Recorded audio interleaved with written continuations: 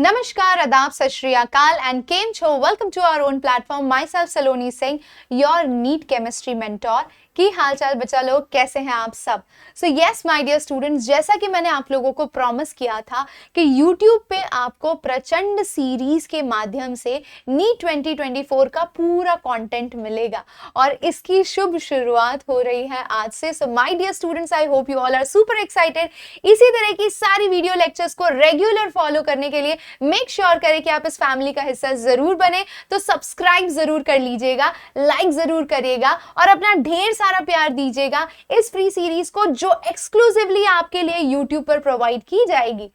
तो बच्चों, I hope आपको एक पूरा ओवरव्यू बाबा एसएसपी ने ऑलरेडी केमिस्ट्री के लिए दे रखा है, बट फिर भी मैं शॉर्ट में आपको बता दूं कि मंडे टू फ्राइडे 10 से 11 बजे तक आपको लगातार नीट का फ्री केमिस्ट्री कंटेंट मिलने वाला है YouTube के ऊपर, बाबा एसएसपी के अपने चैनल पर।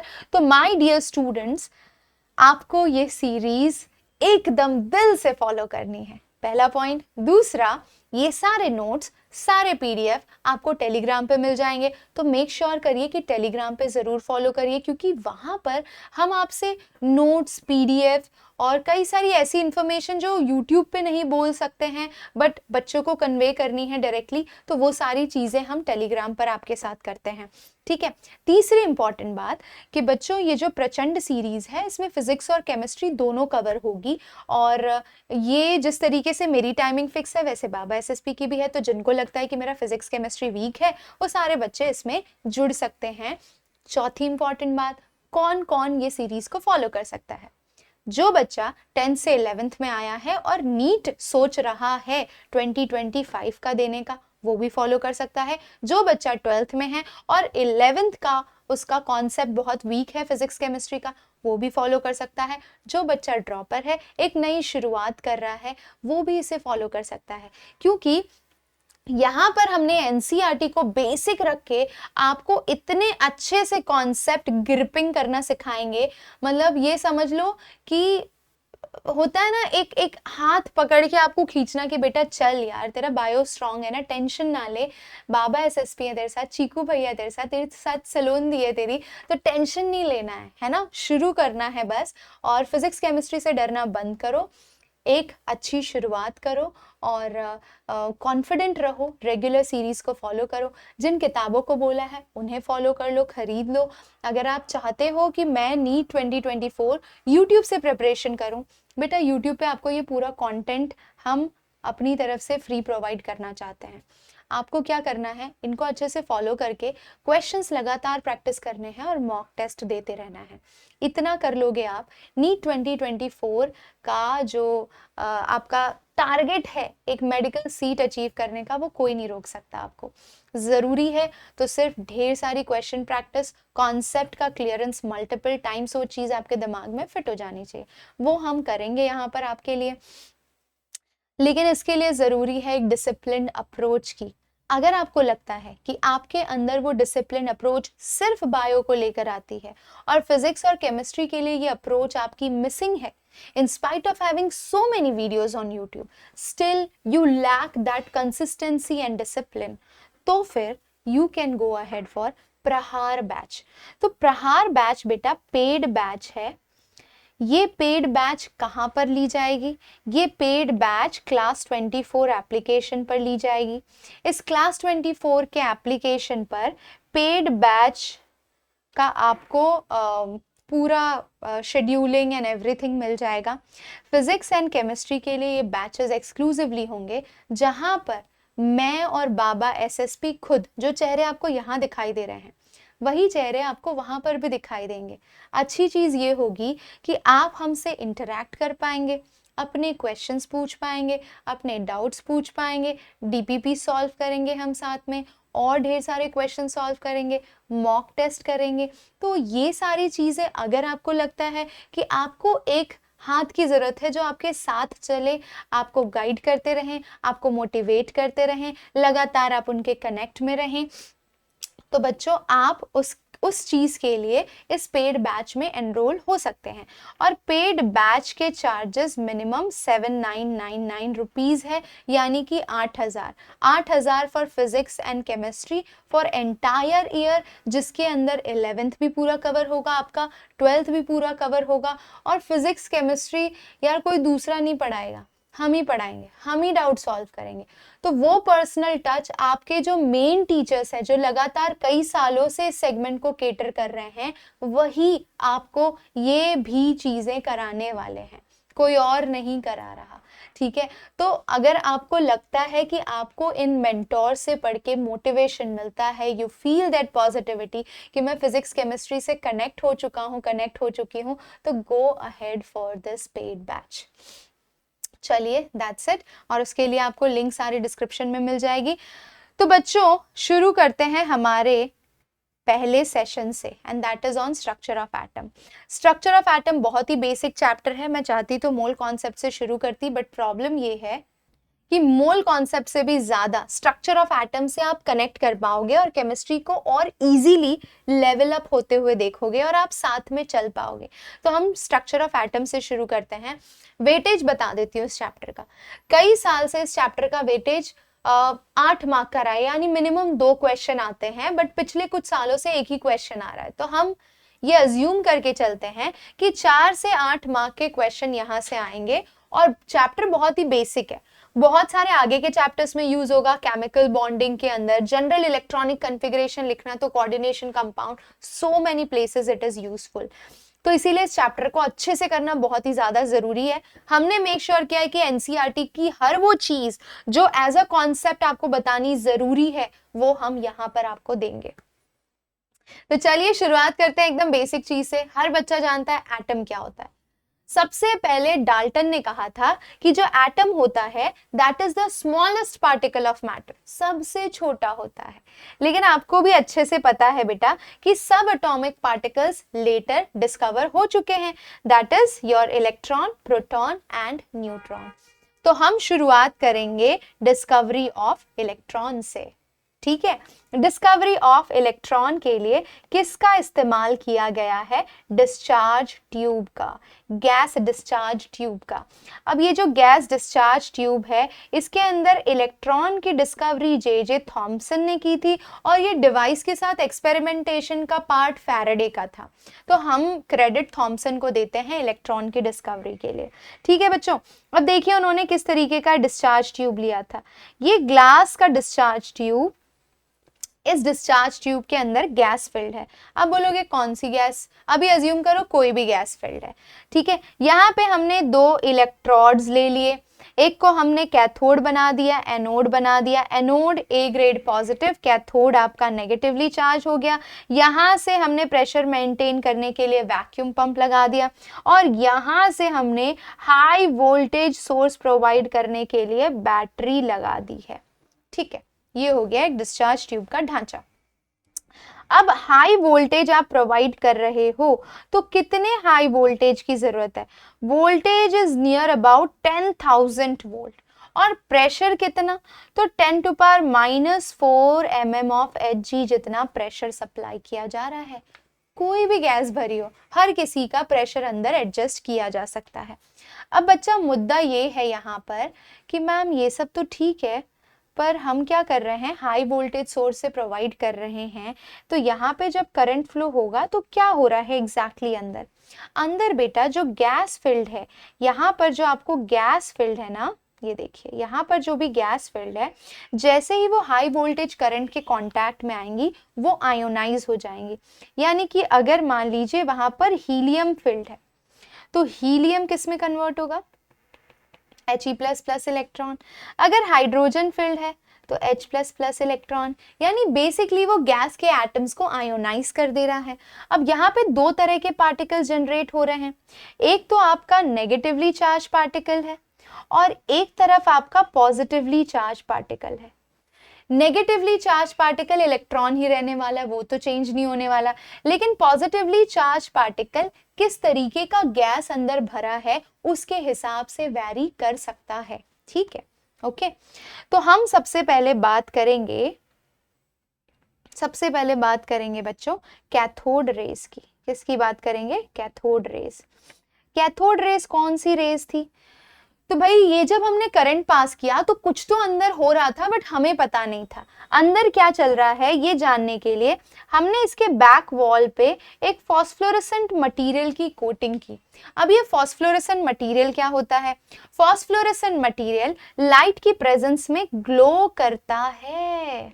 तो हमने इस फ्लॉस्फोरेसेंट मटेरियल को पीछे कोट किया, जिंक सल्फाइड की कोटिंग कर दी।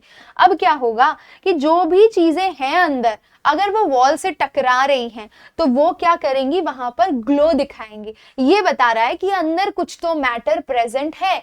अब उस मैटर को जानने के लिए हमने कई सारी चीजें की। हमने बीच में पंखी लगा दी, ठीक है बच्चों। अब वो पंखी क्या कर रही है? वो पंखी गोल गोल घूमने लग रही है। तो यार पंखी अगर गोल गोल घूम रही है मतलब उससे कोई तो चीज टकरा रही होगी ना, कोई तो मैटर होगा जिसके पास कुछ मास होगा जो वो पंखी को रोटेट कर रही है। तो सीधी सी बात है अंदर कुछ तो प्रेजेंट है जो यहां तक भी पहुंच रहा है, पंखी को भी गोल घुमा रहा है। द बेस्ट पार्ट इज कि जो आपका कैथोड रे है, it always travels in a straight line. It always travel in straight line. ये सबको पता है ना? स्ट्रेट लाइन में ही ट्रैवल करता है कैथोड रेस, कोई इसमें शंका किसी तरह की किसी को भी नहीं है, ठीक है। कैथोड रेस स्ट्रेट लाइन में ट्रैवल कर रहा है, उसके अलावा उसके अंदर मटेरियल पार्टिकल है, उसके लिए उसने पंखी को भी घुमा दिया। बहुत अच्छी बात है, पर ये कैसे पता चला कि वो पॉजिटिव है कि नेगेटिव है? तो बच्चों ये जानने के लिए हमने प्लेट्स लगा दी, इलेक्ट्रिक फील्ड और मैग्नेटिक फील्ड की, ठीक है। अब मान लो ये नेगेटिवली चार्ज प्लेट है, ये पॉजिटिवली चार्ज प्लेट है, बट ये रेज जो सीधी चलती थी वो इन प्लेट्स की प्रेजेंस में एक डायरेक्शन में बेंड होने लगी, और वो भी पॉजिटिव डायरेक्शन में बेंड होने लगी, indicating that these raise must be consisting of negatively charge particle, ठीक है। सो ये जो रेज थी वो अराइज कहाँ से हो रही थी? They arises from cathode and move to anode, correct. Cathode से अराइज हो रही थी, एनोड की तरफ मूव कर रही थी, ये सब हमें पता है, ठीक है। अब क्योंकि वो in presence of electric and magnetic field, वो अपने पाथ से डेविएट हो जा रही थी। क्या दिखा रही थी बच्चों? क्या दिखा रही थी? डेविएशन दिखा रही थी। क्या दिखा रही थी? डेविएशन दिखा रही थी। और यही डेविएशन हमें ये बता रहा है कि ये नेगेटिवली चार्ज पार्टिकल है, ठीक है। और हमने इस नेगेटिवली चार्ज पार्टिकल को क्या कह दिया बच्चों? पहले बोला मेगाट्रॉन, बाद में हमने इसका नाम रख दिया इलेक्ट्रॉन्स, करेक्ट। बहुत ही बढ़िया। तो यार इस तरीके से इलेक्ट्रॉन की डिस्कवरी हो गई मस्त तरीके से। चलो बहुत ही बढ़िया। अब आपको ये पता है कि यहाँ पर जो गैस थी अगर वो आयोनाइज हो रही है और उसमें से इलेक्ट्रॉन कैथोड से एनोड की तरफ जा रहा है, तो ये पॉजिटिवली चार्ज पार्टिकल भी तो जाएगा कहीं। देखो ये जो आयंस जनरेट हुए गैस से जनरेट हुआ, बट ये जो आयंस हैं ये एनोड से नहीं निकल रहे, बट एनोड से कैथोड की तरफ जा तो रहे हैं।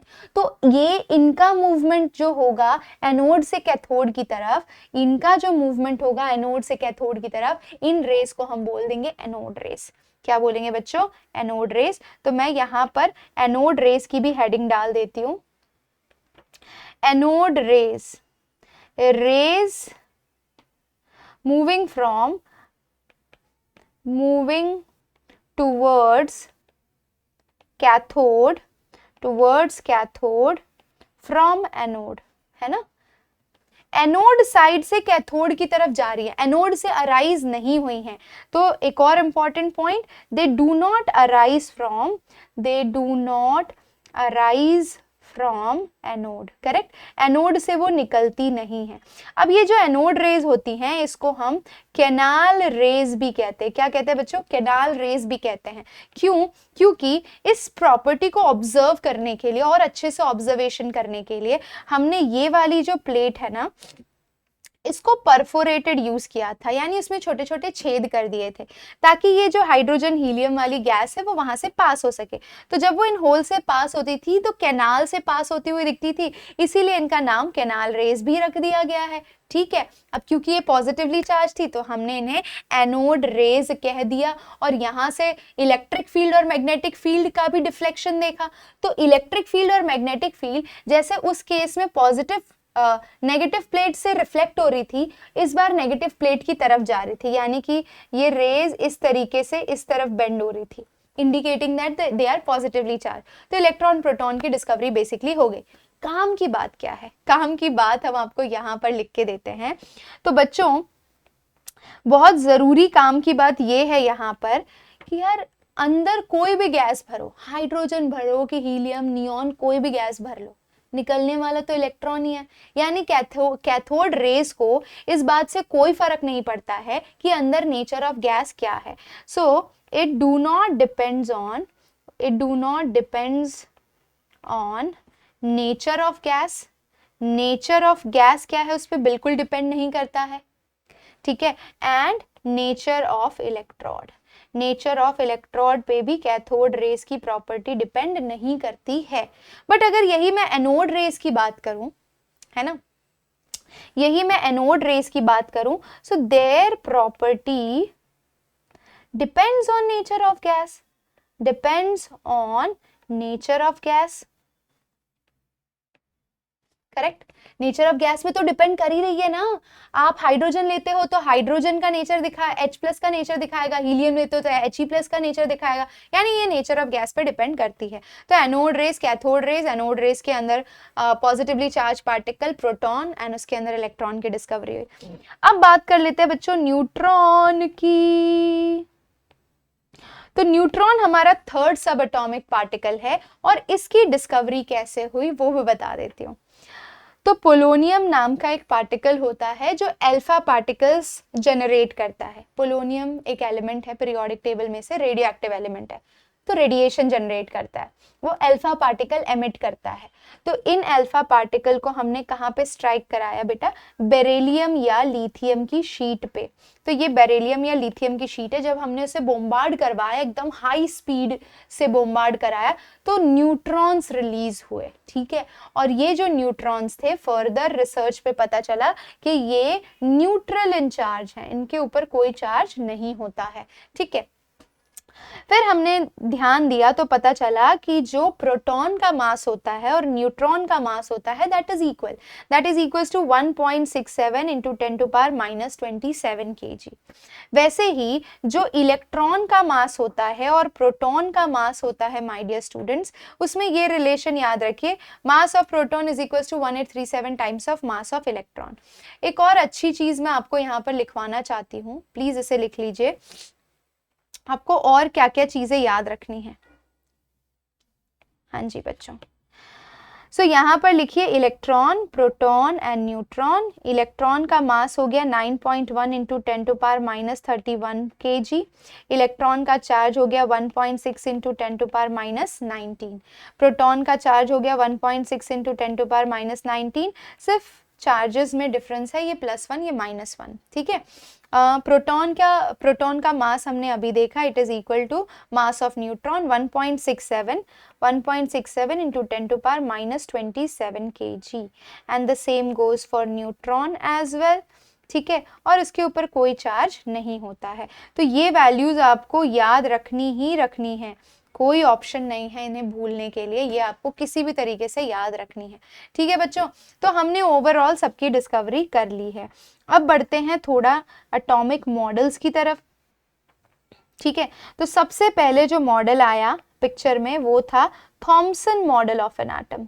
Thompson model of an atom, और ये सिमिलर था प्लम पुडिंग मॉडल से। तो प्लम पुडिंग मॉडल इतना भी बड़ा ही सिंपल सा कॉन्सेप्ट है, सारे बच्चों को पता है कि यार थॉमसन ने क्या किया था, नई नई डिस्कवरी कर रहे थे एटम की, बोले कि यार एटम होता है ना एक स्फेरिकल बॉडी की तरह है, वाटरमेलन की तरह है। जैसे वाटरमेलन के अंदर जो सीड्स होती हैं वो नेगेटिवली चार्ज पार्टिकल होते हैं और पूरा रेड मास पॉजिटिवली चार्ज होता है, यानी ओवरऑल एटम आपका न्यूट्रल होता है।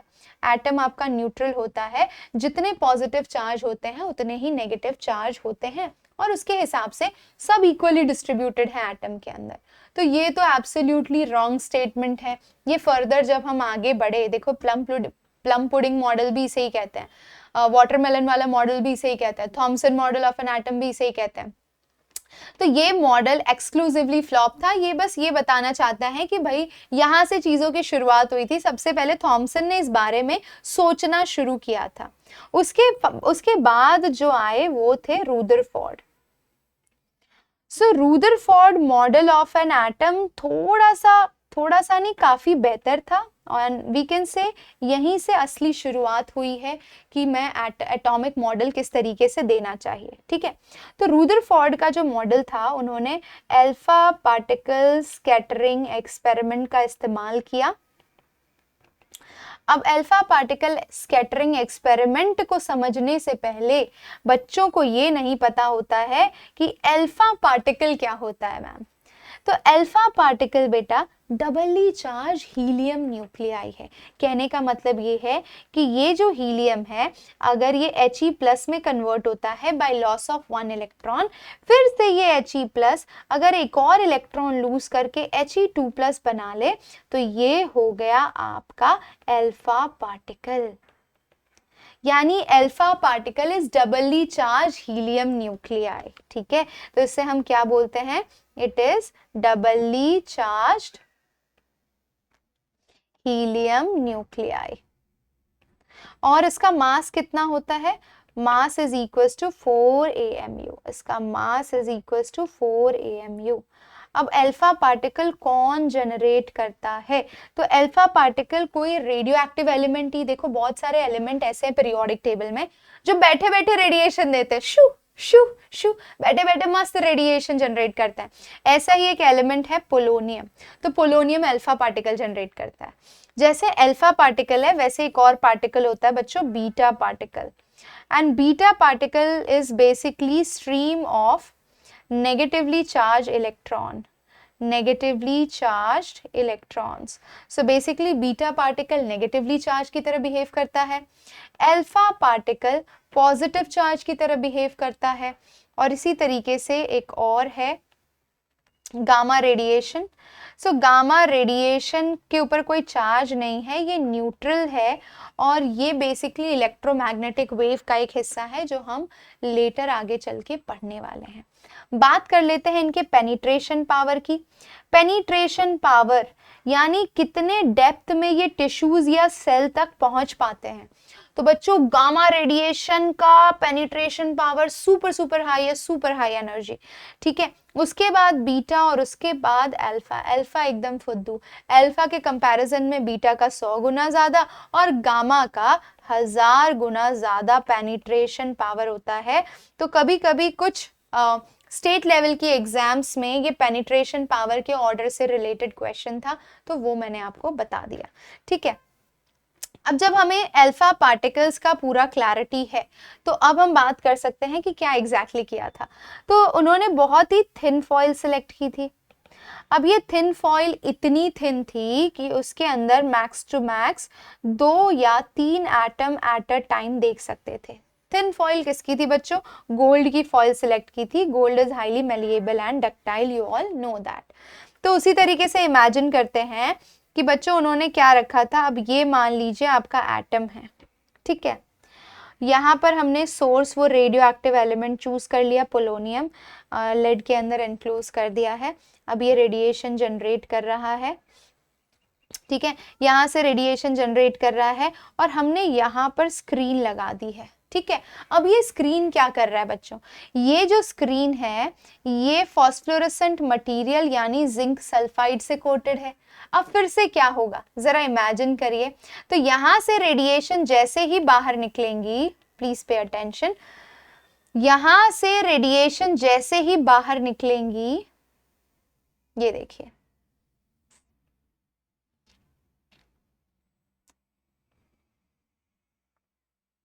ठीक है, इस तरीके से रेडिएशन बाहर निकल रही है। यहाँ से जैसे ही अल्फा पार्टिकल्स, ये बेसिकली क्या है, पोलोनियम है, polonium act as a source for radiating alpha particles. तो अल्फा पार्टिकल्स को हमने गोल्ड फॉइल पे स्ट्राइक करवाया है।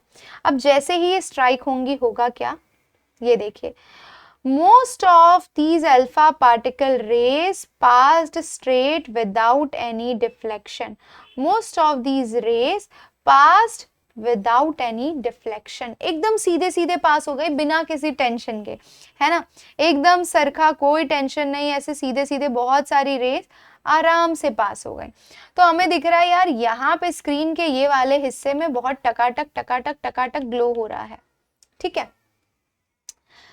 Some of them they showed deflection at small angle. तो ऐसे गए और कुछ ऐसे बेंट हो गए इस तरीके से, ऐसे गए और कुछ ऐसे बेंट हो गए इस तरीके से। तो यहाँ पर ग्लो कभी कभार दिख रहा था, यहाँ पर ग्लो बच्चों कभी कभार दिख रहा था, ठीक है। So few of them were bending at very small angles, few of them were bending at very small angles, ठीक है। दो ऑब्जर्वेशन देख लिए हमने। पहली ऑब्जर्वेशन क्या है, मैं यहां पर लिख देती हूं।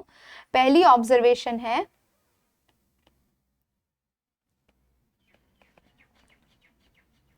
पहली ऑब्जर्वेशन है बच्चों, most of alpha rays passed straight without any deflection, passed straight without any deflection, correct, कोई डिफ्लेक्शन नहीं हुआ, सीधे सीधे पास हो गए, ओके।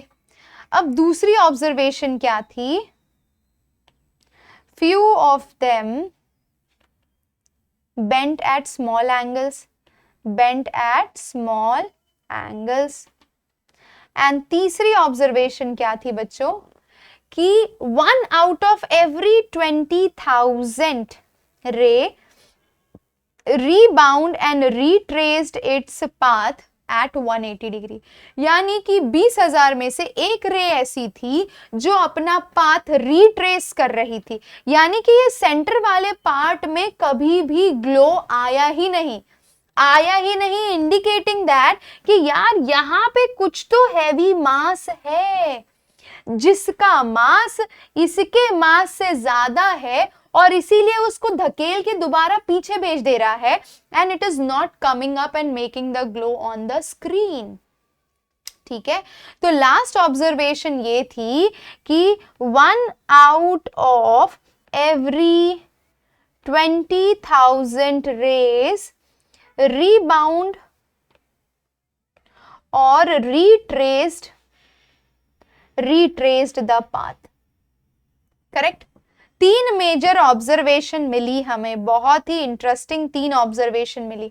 अब इन 3 ऑब्जर्वेशन के बेसिस पे हमारा कंक्लूजन क्या आया बच्चों, कंक्लूजन बड़ा ही सिंपल है मैम, आइए समझते हैं। Most of the alpha rays pass straight without any deflection. ये क्या बताता है कि यार most of the space is empty, most of the space inside the atom is empty, inside the atom is empty, खाली है, तभी तो बिना किसी धक्का मुक्की के वो रेज एकदम स्ट्रेट बिना किसी प्रॉब्लम के पास हो गई, सीधी सी बात है, ठीक है, okay. Few of them bent at small angle. तो यार बेंडिंग कब होगी जरा इमेजिन करते हैं। तो ये जो अल्फा पार्टिकल्स हैं बेटा, ये alpha particles positive charge carry करते हैं। आपको पता है कि पॉजिटिव अगर नजदीक आते हैं तो रिपेल करते हैं। कौन किसको रिपेल करेगा, अगर ये हैवी होगा और ये लेस हैवी होगा तो हैवी वाला लेस हैवी को धकेल देगा, है ना, जो कम भारी है उसको धकेल ही देगा। तो यहाँ पर जो अल्फा पार्टिकल है वो कम हैवी है तो उसको धकेल दिया जा रहा है, धकेल दिया जा रहा है इसीलिए वो बेंड हो जा रहा है। तो few of them bend at small angles indicating that there is some positively charged, there is some positively charged। तो ये जो पॉजिटिव चार्ज है that is concentrated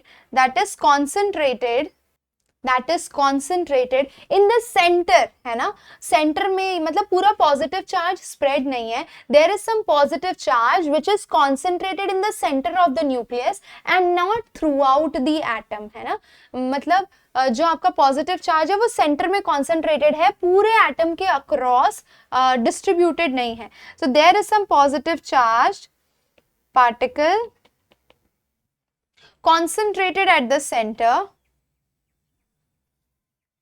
concentrated at the center, correct?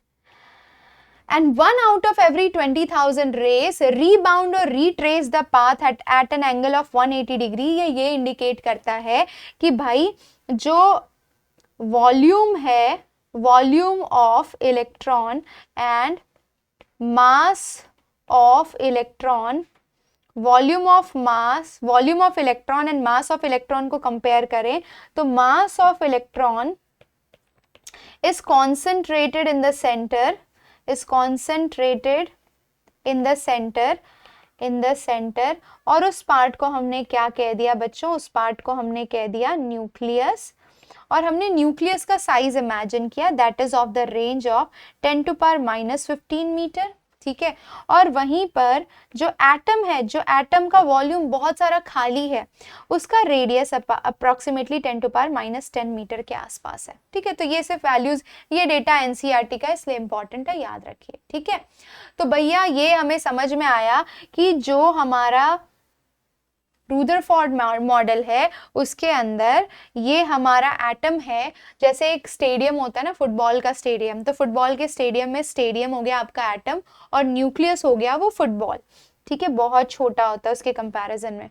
ठीक है. सारा मास यहीं पे, सारा वॉल्यूम यहीं पे, पॉजिटिव चार्ज यहीं पे कॉन्सेंट्रेटेड होता है. अंडरस्टूड. ओके. उसके बाद उन्होंने ये बोला कि the electron moves around the nucleus in a fixed orbit, moves around the nucleus in a fixed orbit, in fixed orbit. अरे बप्पा रे, ये क्या बोल दिया. तो सारे पॉइंट्स उनके सही थे, यहीं से दिक्कत शुरू हुई रुदरफोर्ड मॉडल की. उन्होंने बोला कि यार सेंटर में न्यूक्लियस है, उसकी साइज बहुत छोटी है, एटम है, एटम में इलेक्ट्रॉन है और ये इलेक्ट्रॉन लगातार बहुत ही हाई स्पीड पे एक फिक्स ट्रैक यानी कि ऑर्बिट पे मूव कर रहा है. अब दिक्कत कहाँ पे हुई, तो जब रुदरफोर्ड अपना ये मॉडल दे रहे थे तभी साइड बाय साइड एक मैक्सवेल की थ्योरी आई थी. मैक्सवेल की थ्योरी के अकॉर्डिंग अगर दो चार्ज पार्टिकल हैं Q1 एंड Q2, अगर पहला चार्ज पार्टिकल दूसरे चार्ज पार्टिकल के इन्फ्लुएंस में मूव कर रहा है, जो कि कर रहा है, यहाँ पर जो सेंटर है वो पॉजिटिव चार्ज है, इलेक्ट्रॉन नेगेटिवली चार्ज है, यानी electron is moving under the influence of positively charge nucleus. तो पॉइंट तो जस्टिफाइड है. तो जब भी कोई चार्ज पार्टिकल किसी दूसरे चार्ज पार्टिकल के इन्फ्लुएंस में मूव कर रहा है तो वो क्या करेगा, एनर्जी रेडिएट करेगा. वो क्या करेगा बच्चों, इट विल एक्सीलरेट. और अगर वो एक्सीलरेट कर रहा है तो वो क्या करेगा, इट विल रेडिएट एनर्जी. ये मैक्सवेल ने कहा था. ठीक है. अब मैं इस पूरे कॉन्सेप्ट को यहाँ पर इमेजिन करने की कोशिश करती हूँ कि भाई इलेक्ट्रॉन अगर एक फिक्स्ड ऑर्बिट पे मूव कर रहा है तो उसे कुछ एनर्जी की आवश्यकता होगी, जाहिर सी बात है. अगर वो लगातार एक्सीलरेट कर रहा है, एक्सीलरेट कैसे कर रहा है सोचो, तो यार ये यूनिफॉर्म मोशन दिखा रहा है, हाई स्पीड पे मूव कर रहा है, लगातार अपनी डायरेक्शन चेंज कर रहा है ना, लगातार अपनी डायरेक्शन चेंज कर रहा है, यानी एक्सीलरेट तो कर रहा है. अगर वो एक्सीलरेट कर रहा है तो कायदे से वो धीरे धीरे एनर्जी रेडिएट करेगा. तो एनर्जी उसकी धीरे धीरे कम होती जाएगी तो धीरे धीरे क्या होगा, उसकी एनर्जी कम होगी तो वो सेम ऑर्बिट पे नहीं घूम पाएगा, थोड़ा छोटा ऑर्बिट बनाएगा, और कम होगी और छोटा ऑर्बिट, और कम होगी और छोटा orbit, and finally it will fall into the nucleus. यानी कि मैं ये कहना चाहती हूँ बच्चों कि अगर हम रुदरफोर्ड के इस कॉन्सेप्ट को डीप में देखें तो ये समझ आ रहा है कि मैक्सवेल थियरी के हिसाब से हमारे रुदरफोर्ड इस कॉन्सेप्ट को जस्टिफाई नहीं कर पा रहे. यार मेरा इलेक्ट्रॉन ऑर्बिट में घूम रहा है, बट मैक्सवेल कह रहे हैं कि अगर एक चार्ज बॉडी दूसरे चार्ज बॉडी के इन्फ्लुएंस में मूव कर रही है तो होगा क्या, वो एक्सीलरेट करती है, और अगर वो एक्सीलरेट करती है तो एनर्जी रेडिएट करती है, एनर्जी रेडिएट करेगी तो सेम ऑर्बिट पे घूम नहीं पाएगा, सेम ऑर्बिट पे घूमेगा नहीं, it will follow a spiral path, finally it will fall into the nucleus, and hence That was the biggest drawback of Rutherford. Rutherford was not able to explain this whole Maxwell theory, and hence we can write down the drawback of Rutherford. Drawback क्या था? पहला, he was unable to explain the stability of an atom. He was unable to explain the stability of atom. अगर उनके हिसाब से हम चलते बच्चों तो होगा क्या कि यार एटम तो डिस्ट्रॉय हो जाएगा, it will follow a spiral path, finally fall into the nucleus, काम ही खत्म हो जाना है. ठीक है. दूसरा, he was not able to explain hydrogen spectrum. क्या नहीं बता पाए थे? हाइड्रोजन स्पेक्ट्रम नहीं समझा पाए थे. अब हाइड्रोजन स्पेक्ट्रम क्या है ये तो हम थोड़ी देर बाद सीखेंगे, थोड़ी देर बाद जानेंगे बच्चों. But I hope Rutherford model को लेकर आपको बहुत अच्छे से क्लैरिटी आ गई है. ये ऑब्जर्वेशंस थे, ये आपके कंक्लूजन्स थे माय डियर स्टूडेंट्स. ठीक है. अच्छा खासा मॉडल दिया, अच्छा खासा कंक्लूजन दिया, बट कोई फायदा नहीं हुआ है. ठीक है. चलिए, बहुत ही बढ़िया. ये मैक्सवेल की थ्योरी और ये जस्टिफाई नहीं कर पाए और इसीलिए इनकी पूरी थ्योरी ड्रॉबैक में कन्वर्ट हो गई. अगला आप बोलोगे कि मैम अगले जो साइंटिस्ट थे वो नील बोर थे. अब इंटरेस्टिंग बात ये है कि जब रुदरफोर्ड अपना मॉडल दे रहे थे तो नील बोर भी उनकी ही लैब में काम कर रहे थे और फिर उन्होंने देखा कि ओके ये सब चल रहा है. So then he started working with his own colleagues and fellow students and he gave his own model. But उनके मॉडल पे जाने से पहले simultaneously फिजिक्स की दुनिया में, केमिस्ट्री की दुनिया में और कई सारे रिसर्च हो रहे थे पैरेलली जो हमें उनके कॉन्सेप्ट से रिलेट करना पड़ेगा. तो पहले हम उन मुद्दों को डिस्कस कर लेते हैं. क्या है वो मुद्दे? आइए बच्चों जानते हैं. अब इससे पहले कि मैं आपको क्लोजेस्ट अप्रोच के बारे में बताऊं, ड्यूल नेचर के बारे में बताऊं, वेव नेचर हम डिस्कस करें, कुछ बेसिक टर्मिनोलॉजीज जो जरूरी हैं हमें पता होना. आई होप आपको पता भी होंगी, नहीं पता है तो फट से जॉट डाउन कर लीजिए बच्चों. What do you mean by isotopes? Isotopes are the atoms of same element. Same element के एटम्स होते हैं, इनके पास सेम एटॉमिक नंबर होता है but they have different atomic mass. Correct है ना? Isotopes. Best example you can take is H11, H12, H13 है हाइड्रोजन के आइसोटोप्स. करेक्ट. अच्छा, एक और बता दूं बात कि बच्चों जो केमिकल प्रॉपर्टीज होती है ना, केमिकल प्रॉपर्टीज डिपेंड करती है नंबर ऑफ इलेक्ट्रॉन्स पे. ठीक है. नंबर ऑफ इलेक्ट्रॉन्स डिपेंड करते हैं नंबर ऑफ प्रोटॉन्स पे. ठीक है. तो इन शॉर्ट अगर एटॉमिक मास आपका डिफरेंट है तो इन वैल्यूज में वेरिएशन आ रही है और प्रोटॉन इलेक्ट्रॉन के काउंट में अगर वेरिएशन आ रही है तो हर आइसोटोप की केमिकल प्रॉपर्टी में भी वेरिएशन आती है. ठीक है. तो chemically isotopes behave slightly differently. ये पॉइंट याद रखिएगा, एनसीईआरटी का इंपॉर्टेंट पॉइंट है. चलिए, कभी आजकल तो ये नया ट्रेंड चला है कि एनसीईआरटी की कोई भी लाइन उठाकर and they are giving you in assertion reason, तो उस हिसाब से इंपॉर्टेंट हो जाता है. Chemical properties depends on number of electrons depends on number of protons and the third point is they have no relation with number of neutrons. No relation with neutrons. So neutron से कोई लेना देना नहीं होता chemical property का. ठीक है, ये याद रखना बहुत जरूरी है. ठीक है. आइसोटोप्स के बाद बात कर लेते हैं आइसोबार्स की. These are the atoms of different element. Atoms of different element. अलग एलिमेंट होते हैं but they have same atomic mass and they have different atomic number. है ना? जैसे कि for example argon and calcium. Argon and calcium दोनों का atomic number तो 20 है बट एटॉमिक मास अगर आर्गन का आप देखने जाए, कैल्शियम का 40 और आर्गन का 18 होता है. तो आर्गन का क्या हो जाता है बच्चों? ये एटॉमिक नंबर कैल्शियम का हो गया और आर्गन का एटॉमिक नंबर हो जाता है, atomic number of argon is 18. ठीक है. तो इसका एटॉमिक नंबर 20, इसका 18 बट दोनों का मास 40 है. ठीक है. तो ये आइसोबार के एग्जाम्पल हो गए, आइसोटोप हो गए, आइसोबार हो गए. नेक्स्ट आ जाते हैं आइसोटोन्स. आइसोटोन्स के अंदर एटम्स ऑफ डिफरेंट एलिमेंट ही होते हैं. अब हम सब एटम्स ऑफ डिफरेंट एलिमेंट की ही बात करेंगे. atoms of different element, they have same number of neutrons, same number of neutrons. अब सेम नंबर ऑफ न्यूट्रॉन्स की बात करते हो, फॉर एग्जाम्पल देख लीजिए, अगर मेरे पास कार्बन 14 एंड नाइट्रोजन 15 है with atomic number 6 and 7, 14 minus 6 करूंगी कितना आ जाएगा, एंड 15 माइनस 7 करूंगी कितना आ जाएगा।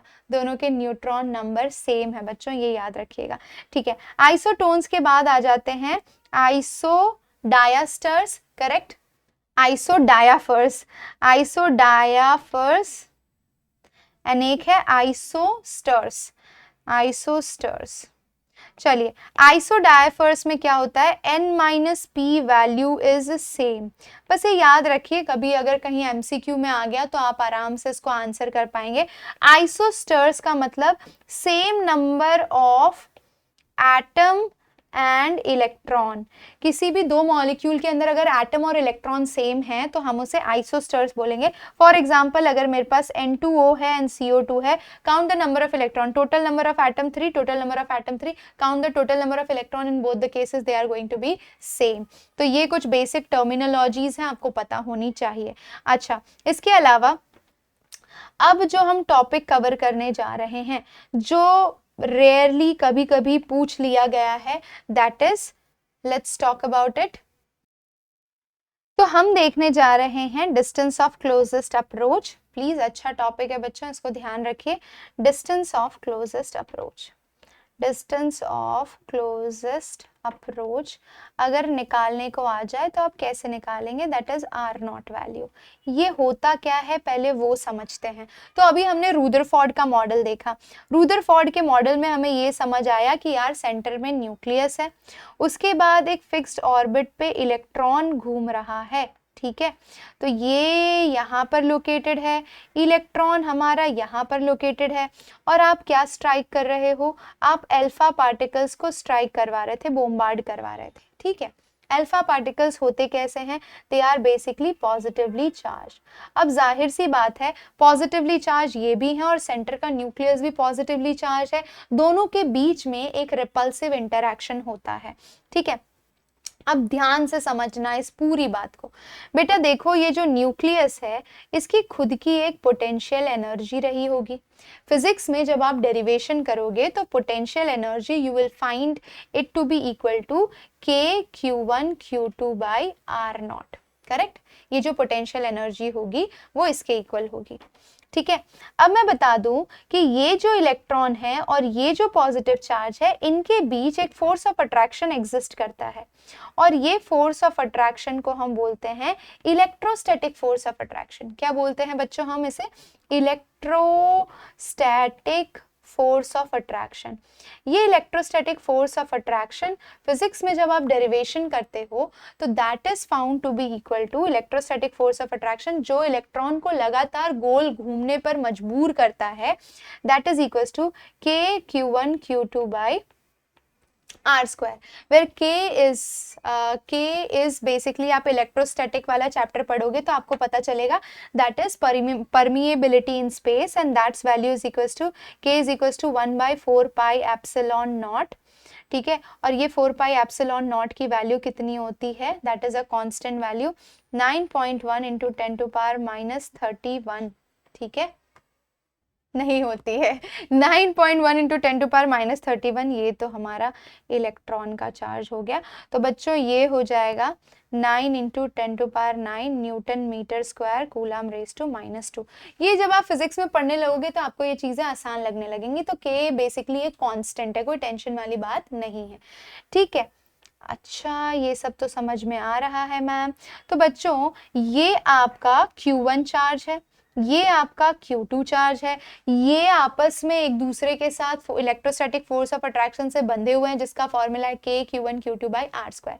अब हो क्या रहा है, यहाँ से अल्फा पार्टिकल आ रहा है, आपको अच्छे से पता है कि अल्फा पार्टिकल आएगा आएगा आएगा नजदीक। इनिशियली अल्फा पार्टिकल की कुछ काइनेटिक एनर्जी रही होगी, आपको पता है kinetic energy is equal to half mv square होता है, where m is the mass of the alpha particle, mass of the alpha particle is equal to 4 AMU, ठीक है। तो हाफ एम वी स्क्वायर से वो अप्रोच कर रहा है एटम को, वो अप्रोच कर रहा है एटम को, जा रहा है उसके नजदीक, जा रहा है जा रहा है जा रहा है, बट आपको पता है यहाँ पर पॉजिटिव चार्ज भी और इलेक्ट्रॉन भी है। इलेक्ट्रॉन उसको अट्रैक्ट कर रहा है, लेकिन पॉजिटिव चार्ज साइमल्टेनियसली उसको रिपेल भी कर रहा है, और पॉजिटिव चार्ज ज्यादा कॉन्सेंट्रेटेड है, उसका मास भी ज्यादा है, बहुत अच्छे से रिपेल करेगा बेटा। तो एक टाइम ऐसा आएगा कि जैसे जैसे नजदीक आता जाएगा, इसकी काइनेटिक एनर्जी अल्फा पार्टिकल की घटती जाएगी, डिक्रीज होती जाएगी, डिक्रीज होती जाएगी, डिक्रीज होती जाएगी। एक टाइम ऐसा आएगा कि ये जो अल्फा पार्टिकल है उसकी काइनेटिक एनर्जी इतनी कम हो गई है कि वो इसके पोटेंशियल एनर्जी के इक्विवेलेंट हो गई है, यानी the kinetic energy of alpha particle has become equal to the potential energy of the nucleus of the atom. और इसी वजह से अब ये इस पॉइंट से आगे नहीं बढ़ पा रहा है। तो it is the basically minimum distance an alpha particle can penetrate inside the atom to the nucleus. Nucleus से कितना मैक्सिमम नजदीक जा सकता है, दैट इज द पॉइंट। तो एटलीस्ट एक मिनिमम डिस्टेंस रहेगी उन दोनों के बीच में जो वो अप्रोच नहीं कर पाएगा। That is your distance of closest approach, correct. वो हम आर नॉट से दिखा रहे हैं। अब आर नॉट को मैं फर्दर यहां पर लिख देती हूं दैट मुझे ये पता चला कि एक टाइम के बाद kinetic energy of alpha particle is becoming potential equivalent to the potential energy. At that point, I can easily calculate the distance of closest approach. So, kinetic energy is equals to half mass of alpha particle into v square, that is whatever with the velocity of alpha particle, and potential energy is equals to k q1 q2 by r square. तो ये formula का आप इस्तेमाल कर सकते हो distance of closest approach के questions को सॉल्व करने के लिए। Q यानी कि Q1 हो गया charge of first electron, Q2 आपका जो भी न्यूक्लियस आपने लिया था, न्यूक्लियस के अंदर क्या है बच्चों, प्रोटॉन है।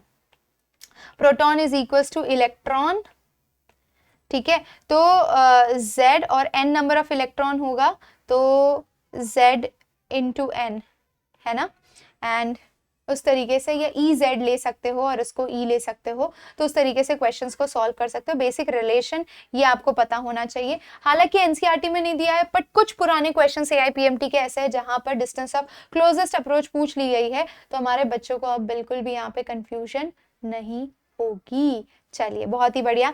अब इसके बाद आ जाता है बच्चों कि यार देखो मैक्सवेल जो थे, मैक्सवेल उस टाइम पे बड़े फेमस साइंटिस्ट थे और वो बहुत ही कैटेगराइज करके अपनी थियरीज को प्रेजेंट कर रहे थे। तो मैक्सवेल ने कहा था कि जो हमारी लाइट है, लाइट होती है व्हाइट लाइट, वो एक इलेक्ट्रोमैग्नेटिक वेव है, और उनका कहना था कि लाइट एक वेव नेचर शो करता है। ठीक है, वो कह रहे थे कि यार लाइट वेव नेचर शो करता है, बट ये वेव है क्या और इलेक्ट्रोमैग्नेटिक वेव क्या होती है। तो पहले हम आंसर करेंगे व्हाट इज इलेक्ट्रोमैग्नेटिक वेव। चलिए समझते हैं, बड़ा ही सिंपल सा कॉन्सेप्ट है और इंटरेस्टिंग भी है ना। तो इलेक्ट्रोमैग्नेटिक वेव समझते हैं बच्चों। अब ये देखिए, हम यहाँ पर 2-3 लाइनें खींच लेते हैं। ये हो गई आपकी एक्स एक्सिस, ये हो गया आपका वाई एक्सिस, और ये मैं आपका बनाने वाली हूँ Z axis, correct. Okay, now let's pay attention and focus back. तो हमारे पास 3 एक्सिस हैं, ठीक है। 3 एक्सिस में हमारे पास इलेक्ट्रिक फील्ड है एंड मैग्नेटिक फील्ड है। Electric field and magnetic field एक दूसरे के परपेंडिकुलर है। तो मान लीजिए अगर ये इलेक्ट्रिक फील्ड है और ये मेरी मैग्नेटिक फील्ड है, तो ये दोनों एक दूसरे से परपेंडिकुलर है। कोई भी electromagnetic wave is basically amalgamation of electric field and magnetic field. कोई भी एक पर्टिकुलर पार्टिकल है, मान लीजिए आप एक पार्टिकल है, आप क्या कर रहे हैं, कभी इलेक्ट्रिक फील्ड में ऑसिलेट कर रहे हैं, कभी मैग्नेटिक फील्ड में, electric field magnetic field, electric field magnetic field, ठीक है। और दोनों एक दूसरे के परपेंडिकुलर, कभी इसमें घूम रहे हैं, कभी इसमें, कभी इसमें, कभी इसमें, कभी इसमें, कभी इसमें। इस तरीके से आपके घूमने की एक नई डायरेक्शन जनरेट होगी, that is along the Z axis. In short मैं ये कहना चाहती हूँ। चलिए बनाते हैं। ये अगर आपकी इलेक्ट्रिक फील्ड है बच्चों, थोड़ा सा इसको इमेजिन करते हैं। ये अगर आपकी इलेक्ट्रिक फील्ड है, ठीक है, इस एक्सिस के अलोंग, ठीक है, तो आपकी जो मैग्नेटिक फील्ड होगी वो ऐसे इमेजिन करिए, 3 डायमेंशनल इमेजिंग में वो ऐसे है, ठीक है, ये वाली ऐसे और वो वाली स्टैंडिंग थी, ठीक है। तो electric field and magnetic field are appearing perpendicular to each other here, ठीक है। तो जब भी कोई particle electric field and magnetic field में साइमल्टेनियसली ऑसिलेट करता है तो वो अपनी वेव की प्रोपोगेशन यानी जो वेव जनरेट होगी वो उन दोनों के परपेंडिकुलर डायरेक्शन में जनरेट होगी। यानी जब वेव मूव करेगा तो इलेक्ट्रिक फील्ड और मैग्नेटिक फील्ड के भी परपेंडिकुलर मूव करेगा, यानी electromagnetic wave is basically perpendicular to electric field as well as magnetic field. Correct, direction of propagation, correct. तो अगर electric field X axis, magnetic field Y axis, तो direction of propagation wave will be along the Z axis. तो ये होता है basically electromagnetic wave, जब ये सारी चीजें एक दूसरे के परपेंडिकुलर होती है। अब ये जो इलेक्ट्रोमैग्नेटिक वेव है, they do not need any material medium to travel, they do not need any material medium to travel। Material medium की जरूरत ही नहीं होती है, बिना मीडियम के भी ये ट्रैवल कर सकते हैं। उसके अलावा अगर वैक्यूम कंडीशन है, वैक्यूम कंडीशन में इनकी जो वेलोसिटी होती है that is equal to 3 × 10⁸ metres पर सेकेंड। ये याद रखिएगा, इलेक्ट्रोमैग्नेटिक वेव, किसी भी इलेक्ट्रोमैग्नेटिक वेव की आप बात कर लीजिए, उसे मीडियम की जरूरत नहीं होती और वो किस स्पीड से ट्रैवल करता है, 3 × 10⁸ मीटर्स पर सेकेंड। ये तो मैम हमें समझ में आ गया इलेक्ट्रोमैग्नेटिक वेव क्या है, लेकिन मुझे ये समझना है इसका लाइट से क्या कनेक्शन है। तो बेटा जितनी भी लाइट्स आप ऑब्जर्व करते हो, there are so many various types of lights और we can say electromagnetic wave. अब इलेक्ट्रोमैग्नेटिक वेव कितनी तरह की होती है उसके बेसिस पर हम एक पूरा स्पेक्ट्रम जनरेट कर सकते हैं। ये देखिए मैं आपको जनरेट कर देती हूँ, ठीक है। So we are going to talk about electromagnetic spectrum, electromagnetic spectrum. इस इलेक्ट्रोमैग्नेटिक स्पेक्ट्रम के ऊपर सारी जितनी भी पॉसिबल इलेक्ट्रोमैग्नेटिक वेव है, जितनी भी पॉसिबल इलेक्ट्रोमैग्नेटिक वेव हैं, उनको अरेंज कर दिया है उनके इंक्रीजिंग या डिक्रीजिंग वेवलेंथ के बेसिस पर, बेसिकली डिक्रीजिंग वेवलेंथ के बेसिस पे, ठीक है। तो हम शुरुआत करते हैं, कहां से शुरुआत होती है, कॉस्मिक रेस से। सबसे पहले आता है कॉस्मिक रेस, कॉस्मिक के बाद आता है गाउ यानी गामा रेस, फिर आता है एक्स रेस, एक्स रेस के बाद आता है यूवी रेस, यूवी रेस के बाद आता है विजिबल रीजन, विजिबल रीजन के बाद आता है my dear students infrared region, infrared region I hope you can see that। तो cosmic rays, gamma rays, UV rays and then you have this infrared region। infrared region के बाद in microwave region और microwave region के बाद आपके पास radio wave आता है, ठीक है। इस तरीके से ये आप पूरा इलेक्ट्रोमैग्नेटिक स्पेक्ट्रम देख सकते हैं आपकी स्क्रीन पर। अगर आपको ये याद नहीं रहता तो मैं आपको एक ट्रिक बता देती हूँ, क्या याद रख सकते हो। कॉस्मिक रेज आपके एनसीईआरटी में नहीं दिया है बट याद रखिए, गाओ जरा उल्टा वुल्टा इन माय रेडियो, गाओ जरा उल्टा वुल्टा इन माय रेडियो, गाओ जरा उल्टा वुल्टा इन माय रेडियो, गाओ जरा उल्टा वुल्टा इन माय रेडियो, गाओ जरा उल्टा वुल्टा इन माय रेडियो। तो ऐसे आप सीक्वेंस याद रख सकते हैं, बस इसको आपका सीक्वेंस ही याद होना चाहिए। और क्या याद रखने की जरूरत है कि जब हम इधर से इधर मूव कर रहे हैं तो इनकी एनर्जी घट रही है, ठीक है, इनकी एनर्जी डिक्रीज हो रही है, फ्रीक्वेंसी वेव्स की डिक्रीज हो रही है और वेवलेंथ इंक्रीज हो रही है। ये तीनों बातें ध्यान रखिएगा। When I'm moving from cosmic to radio wave जो आपके मोबाइल फोन में होती है उसकी एनर्जी सबसे कम होती है, उसकी वेवलेंथ सबसे ज्यादा होती है। कॉस्मिक, गामा रेज और एक्स रेज ये आपकी बॉडी के अंदर भी पेनिट्रेट कर पाते हैं और सेल्स को मार पाते हैं, तो इनकी एनर्जी बहुत ही हाई होती है। बट इधर से इधर मूव करोगे तो एनर्जी घटती जा रही है, ठीक है, ये याद रखिए। और क्या याद रखना है, तो ये जो आपका विजिबल रीजन है बच्चों, ये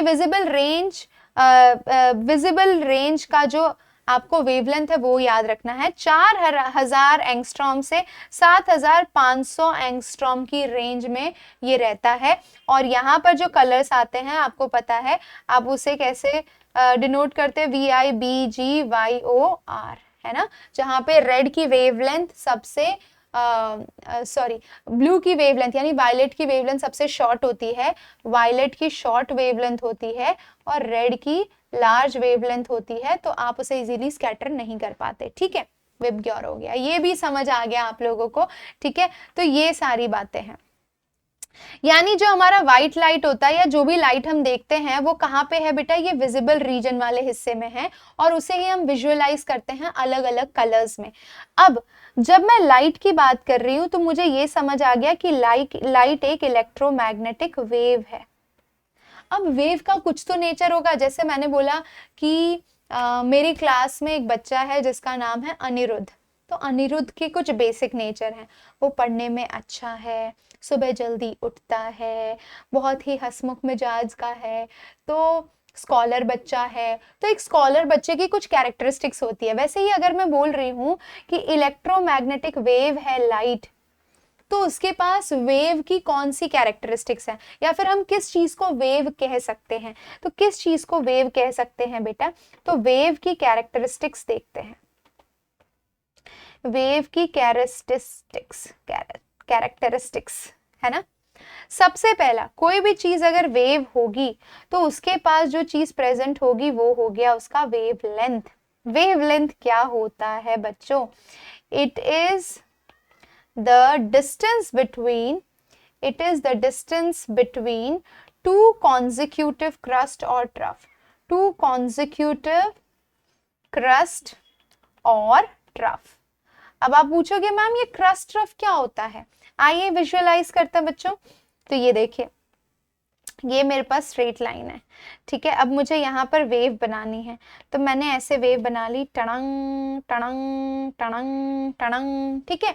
अब ये टणंग टणंग के चक्कर में जो ऊपर बना उसे हम क्रस्ट बोलते हैं, जो नीचे बना उसे हम ट्रफ कहते हैं, और क्रस्ट और ट्रफ के बीच में जो एक लेंथ होती है उसे हम वेवलेंथ कहते हैं। वेवलेंथ को हम किससे डिनोट करते हैं, लैम्डा साइन से डिनोट करते हैं बच्चों, ठीक है। तो दो कॉन्जिक्यूटिव क्रस्ट के बीच में या दो कॉन्जिक्यूटिव ट्रफ के बीच में वेवलेंथ होता है। अब क्योंकि ये डिस्टेंस मेजर कर रहा है तो इसकी यूनिट क्या होगी, जाहिर सी बात है मीटर सेंटीमीटर एंगस्ट्रॉम। तो एसआई यूनिट तो आपका मीटर हो गया, कोई टेंशन नहीं है, आ जाइए लिख लेते हैं, ठीक है। तो एसआई यूनिट आपका हो गया मीटर। इसके अलावा बहुत सारे रिलेशन हैं, तो 1 nanometre is equals to 10 to power minus 9 metre, 1 angstrom is equals to 10 to power minus 10 metre, 1 picometre is equals to 10 to power minus 12 metre and 1 femtometre is equals to 10 to power minus 15 metre. ये कुछ common units हैं जो आपको काम आ सकती हैं convergence के time पे, ठीक है, ओके। एक और लिख सकते हो relation, 1 nanometre is equals to 10 angstrom, ये भी आपको कन्वर्जन के टाइम पे काम आ सकता है। तो ये बात हो गई वेवलेंथ की। लाइट का वेव नेचर है तो उसकी खुद की एक वेवलेंथ होगी, ठीक है। दूसरा इंपॉर्टेंट पॉइंट, आइए बात करते हैं वेव नंबर की, ठीक है। तो सेकेंड नेचर है वेव नंबर, यानी म्यू के ऊपर इस तरीके से बार लगाते हैं, व्हाट इज वेव नंबर। तो basically mathematically it is reciprocal of wavelength, है ना। तो मैं ऐसे लिख सकती हूँ wave number is equals to 1 by lambda. But यार एग्जैक्टली वेव नंबर क्या होता है, तो wave number is the number of waves in 1 metre length, है ना। 1 मीटर या 1 यूनिट लेंथ के बीच में कितनी वेव्स बनती हैं, that is your wave number. For example, अगर मैं यहाँ से यहाँ तक मेजर करूँ और मान लीजिए ये डिस्टेंस 1 मीटर है, तो इसमें कितनी वेव्स बन रही हैं ये देखते हैं। ये देखो, टना टना टना टना। तो मैंने आपको ये बोला था, the distance between two consecutive crust is your 1 wave, ठीक है। तो ये पहला हुआ, ये दूसरा हुआ, ये तीसरा हुआ, इस तरीके से जितनी भी वेव्स बनी वो हो गया 1 मीटर लेंथ के अंदर जितनी भी वेव्स बनी वो बन गया उसका वेव नंबर, ठीक है। तीसरे इंपॉर्टेंट रेट पर आ जाते हैं, and that is known as frequency. So it is basically the number of waves passing through a given point, passing through a given point in 1 second. ठीक है, एक सेकेंड के अंदर एक गिवन पॉइंट से कितनी वेव्स पास हो रही हैं, that is known as frequency. Frequency is denoted by mu, इसका एसआई यूनिट हो जाता है हर्ट्ज। हर्ट्ज को आप शॉर्ट में HZ लिखते हैं, और CPS नंबर ऑफ साइकिल्स पर सेकेंड में भी डिनोट कर सकते हो, और you can write it as 1 kilohertz is equals to 10 to power 3 hertz, 1 megahertz is equals to 10 to power 6 hertz, और 1 millihertz is equals to 10 to power minus 3 hertz, 1 microhertz is equals to 10 to power minus 6 hertz। ये हो गई कुछ important unit conversions आपके लिए frequency को लेकर। I hope that is clear। अब यही फ्रीक्वेंसी से अगर मुझे आगे बढ़ना है तो एक बहुत ही इंपॉर्टेंट रिलेशन है। What is the relation between frequency and wavelength of light? तो फ्रीक्वेंसी बेटा म्यू है, mu is equals to, I would love to write, that is equals to c by lambda। mu is your frequency, c is the speed of light in vacuum, and that speed of light in vacuum is equals to 3 into 10 to power 8 metre पर second. तो नहीं दिया हो तो यही लेना है, और दिया हो तो वो वैल्यू लेनी है। Lambda is the wavelength, correct. अगर आपका वैक्यूम कंडीशन में तब तो कोई टेंशन नहीं है, बट वैक्यूम नहीं है तो यहाँ पर वेलोसिटी आएगी अपॉन लैम्डा, और जो भी वेलोसिटी क्वेश्चन में दी होगी वो वेलोसिटी आपको मेंशन करनी होगी। तो ये हो गए कुछ basic characteristics about the wave nature of light and electromagnetic wave. तो भाई अगर मैं बोल रही हूँ कि लाइट का वेव नेचर है, यानी उसकी खुद की वेवलेंथ है, उसकी खुद की फ्रीक्वेंसी है, उसका खुद का वेव नंबर है, और इस रिलेशन से हम उसकी फ्रीक्वेंसी, वेवलेंथ एंड स्पीड वगैरह सब निकाल सकते हैं। तो हमने लाइट को क्या बोल दिया कि इलेक्ट्रोमैग्नेटिक वेव, उसका वेव नेचर है। बट बच्चों पता है क्या, बाद में बहुत सारी डिस्कवरी हुई और वो लोग ये कहने लगे कि लाइट जो है वो एक ही नेचर नहीं शो करता। लाइट का वेव नेचर तो ठीक है, लेकिन लाइट का पार्टिकल नेचर भी होता है। So light basically dual nature show करता है। It shows wave nature also and particle nature also. उसकी कुछ प्रॉपर्टीज हम वेव नेचर से एक्सप्लेन कर सकते हैं, कुछ प्रॉपर्टीज हम पार्टिकल नेचर से एक्सप्लेन कर सकते हैं। वेव नेचर हमने देख लिया। पार्टिकल नेचर के बेसिस पे हमें कई सारी प्रॉपर्टीज एक्सप्लेन करनी है, जैसे कि photo electric effect, photo electric effect हो गया, देन ब्लैक बॉडी रेडिएशन हो गया, ब्लैक बॉडी रेडिएशन हो गया। फिर तीसरा टॉपिक आ जाता है आपका specific heat, specific heat capacity. Heat capacity भी ऐसा टॉपिक है जो पार्टिकल नेचर के बेसिस पर एक्सप्लेन होगा। और चौथा टॉपिक है हाइड्रोजन स्पेक्ट्रम। ये भी आपका किस पे एक्सप्लेन होगा, पार्टिकल नेचर पे होगा। तो कई सारी लाइट की ऐसी प्रॉपर्टी थी जो हम सिर्फ वेव नेचर से एक्सप्लेन नहीं कर पा रहे थे, and that's why we need to switch to the particle nature. तो ये जो पार्टिकल नेचर है, यहां से हम नेक्स्ट सेशन में शुरुआत करेंगे पार्टिकल नेचर ऑफ लाइट, और हम बात करेंगे प्लैंक्स क्वांटम थ्योरी की। ठीक है, किसकी बात करेंगे बच्चों? प्लैंक्स क्वांटम थ्योरी की। प्लैंक्स क्वांटम थ्योरी के साथ साथ अगले सेशन में जो टॉपिक्स हम डिस्कस करेंगे वो है photo electric effect, black body radiation, and we will come across the next topic. We will begin with the Neal-Bohr model of an atom. Niels Bohr के एटम में हम घुसना शुरू करेंगे और कुछ बातें हाइड्रोजन स्पेक्ट्रम की जानेंगे फटाफट से। तो बच्चों अगला सेशन बहुत ही ज्यादा इंटरेस्टिंग होने वाला है। Let's take a quick recap of what all you have studied today. You have talked about discovery of electron, proton and neutron, Thomson model, Rutherford model, and then we switch to electromagnetic wave, electromagnetic spectrum।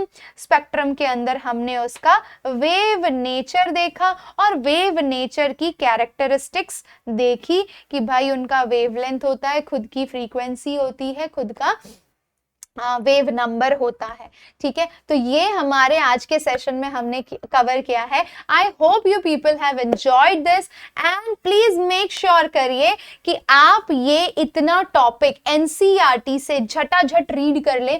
आपको मैं बता रही हूँ कहीं कोई confusion नहीं आएगी, आप इतना रिलेट कर पाओगे ना खुद को एनसीईआरटी से, क्योंकि हमने वो सारे कॉन्सेप्ट्स लिए। जहां पर मुझे लगा कि यार यहाँ पे थोड़ा डीप डाइव करना है, तो हमने वहां पे आपको डीप डाइव भी करवाया है। कई चीजें जहां पर जरूरी थी वहां पर आपको उस तरीके से लेकर गए हैं। तो बच्चों बिल्कुल टेंशन मत लीजिए, इसी तरीके से हम धीरे धीरे धीरे धीरे आपके सारे टॉपिक्स कवर करते जाएंगे एंड नीट 2024 के लिए आपको रेडी करते जाएंगे। अब मजा तो आया होगा। अगर आया है और आपको जेन्युइनली सारी चीजें समझ में आई है तो कमेंट करके जरूर बताइएगा। आपके एक एक कमेंट पढ़ के एक अलग लेवल का, जैसे आपको टीचर की बात सुन के मोटिवेशन होता है ना, मुझे आपके कमेंट्स पढ़ के मोटिवेशन मिलता है। तो आपके कमेंट्स बच्चों बहुत ज़्यादा ज़रूरी होते हैं।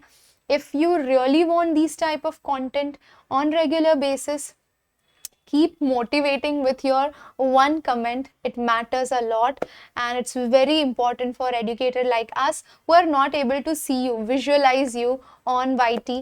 And yes, that's why we went for this paid batch का थिंग, जहाँ पर हम आपके साथ इमोशनली कनेक्ट होके और उस लेवल पर इंटरैक्ट करके आपको चीज़ें एक्सप्लेन कर पाएँ।